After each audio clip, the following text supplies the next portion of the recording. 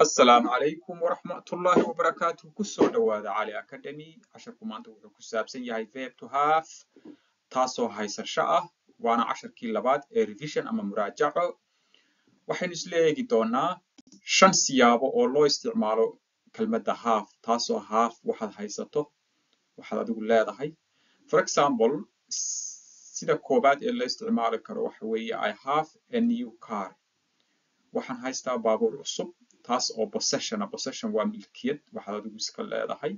I have a new car. waxaan haystaa baabuur cusub.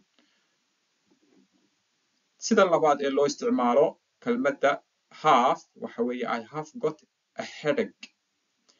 madax xanuun ayaa i haya ama madaxay xanuunaya kolba sidaad jeceshay adigu taasoo ka hadlaysa illness xanuun. I have got a headache. aynu eegno sida saddexaad ee loo isticmaalo kelmadda have waxaad odhan kartaa I have a lesson today.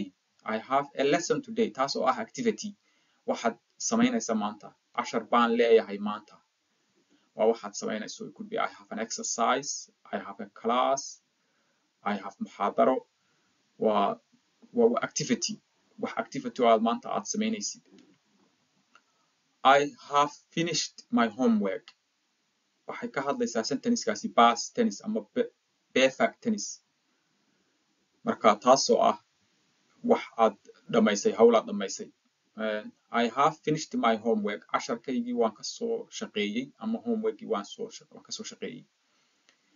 sida ugu dambaysa waxa weeye I have to go now. waa inaan hadda baxo waa inaan hadda baxo. obligation taasoo ah waxaad ay waajib tahay inaad samayso. I have to go now. Okay.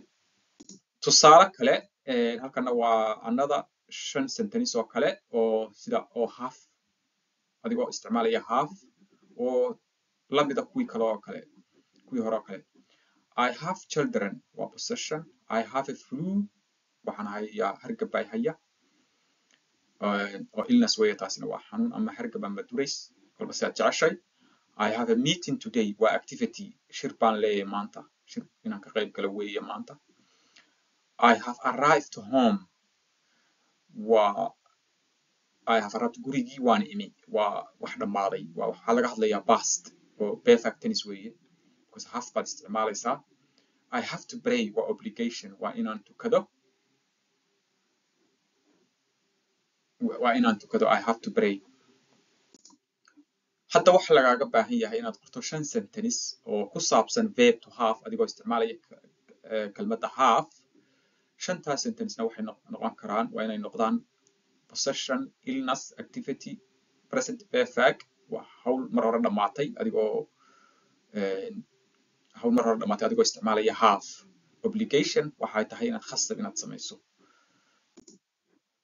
halkana waa conjugation waxa la yiraahdo oo adigoo I have waad isticmaali kartaa, you have waad isticmaali kartaa, she have, it has, he has, we have, they have. taas markaad ka hadlaysa waxa weeyaan present tense ama present perfect.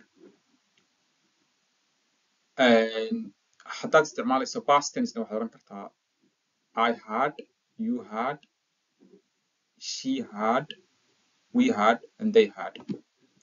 so I oo qura maaha waa baranoonka kalena waad isticmaali kartaa. casharka waa dhammaad intaasuu inoogu egyahay intaynu ku kulmi doono casharka dambe. assalaamu calaykum waraxmatullaahi wabarakaatu.